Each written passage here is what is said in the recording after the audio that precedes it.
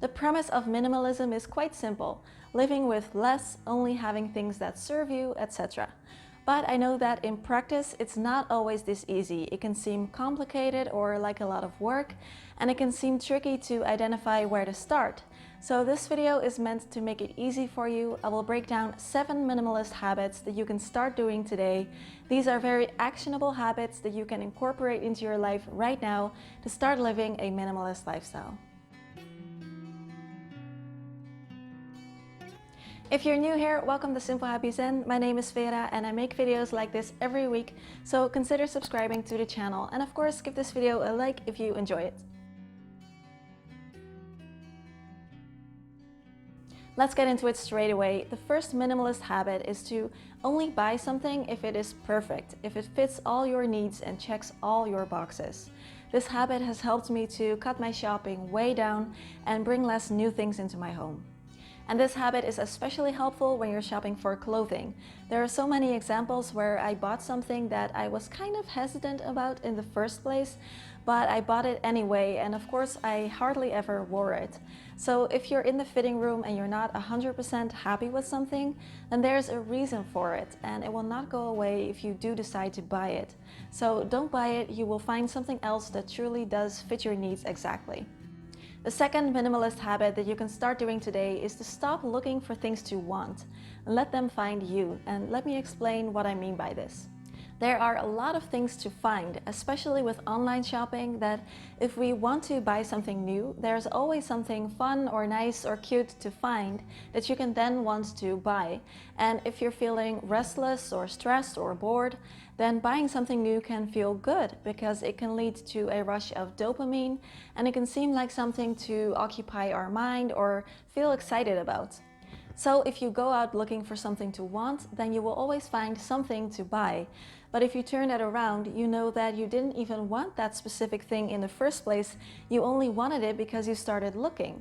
So that is where letting things find you comes into play. Because sometimes we notice that we do want or need something new out of an actual need. And that is then something that we can explore because we know that we wanted it not because we went out looking, but because there's an actual need for it. Next minimalist habit is to declutter seasonally and make it something to look forward to, because decluttering is kind of an ongoing thing. Maybe you got some new items in your home since your last home declutter, or maybe something made the cut last time but you still haven't used it, so now you're ready to let it go. If you declutter seasonally, it's easy to remember, and it's also just a nice moment to say goodbye to the old season and welcome in the new. For me, it always feels really nice and fresh to start a new season by getting rid of some of the things that haven't served me. And it's just a great way to practice that less is more feeling. Minimalist habit number 4. If there's some kind of special event happening soon, then instead of going out buying something new for it, see if you already own something that you can use. For example, if there's a party happening, then do you have to go shop for a new outfit, or do you already have something in your closet that you can wear? Or if you're going to start bullet journaling, do you have to buy a new bullet journal, or do you have a notebook that's perfectly fine somewhere already laying around? Or when you're going to start a new sport, do you have to buy new gear, new shoes, new accessories, or can you already use the things you have? An important part of minimalist living is to be intentional with the stuff that you're bringing into your home. So if you can just appreciate the things that you already have and use them more, it can help you to shop less and save your money and space for other things, which I will come to later. Next habit for living that minimalist lifestyle is to practice being grateful and appreciating your things. Now, I know that this is a cliche and you've probably already heard a bunch of people talking about this before, and there's no need for you to make a gratitude list or things like that if that's not your cup of tea. I personally don't do that, it just doesn't work for me. But the simple realization that I've got so much to be grateful for does really help a lot. When you think about it, there are so many people who don't have all these things, and this realization often hits me when it's storming outside and I'm all nice and warm and sheltered in my home, and I just realize how lucky I am to have such a warm and safe place. And it's the same with our things. We have such an abundance of things.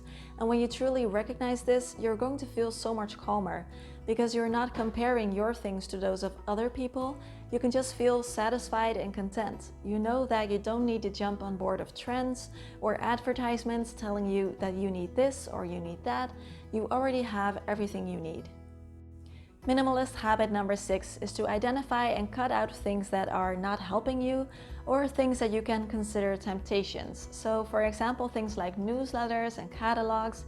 If you get 10 newsletters every day with special sales and special offers just for you, it's going to be hard not to take a look when in fact you didn't need anything to begin with. So unsubscribing from these things can help a lot. Also, things like paper mail, you can contact the companies and ask them if they can send it to you by email instead, or just stop sending it altogether if it's not important, and this will help you to avoid paper clutter. Also very helpful, notifications on your phone, your social media, all these impulses all day, all these distractions, they have a big impact on us. So if you can turn them off, that means that you are back in charge. You can decide when you want to engage and use your devices. And most importantly, start using the word no more often. Minimalists often say no to things that they don't enjoy or that they don't view as valuable in any way. And it might take some practice in the beginning, but you will be surprised how easy it gets after a certain time. Life is too short to keep doing things that drain your energy or that don't provide value. Next minimalist habit is to make time for things that matter to you. With all that saying no and cutting out things that don't serve you, you will have a lot more time and space and energy left to focus on the things that truly matter to you, that give you joy and energy and meaning and love. And that is the true purpose of living a minimalist lifestyle. For me, it's things like exercising, hanging out with friends, reading, cooking new recipes, or going to Japanese class. I actually have a lot of hobbies that I truly enjoy, and I'm always making sure that I have enough time to do them. Living with less allows me to focus on things that make me happy. I always love reading your thoughts, so please share your experiences and tips with me and everyone else in the comments section. There are 2 videos right here that I think you will also enjoy, and this button right here, you can click that to subscribe to the channel. I will see you all soon. Have a lovely week. Bye bye.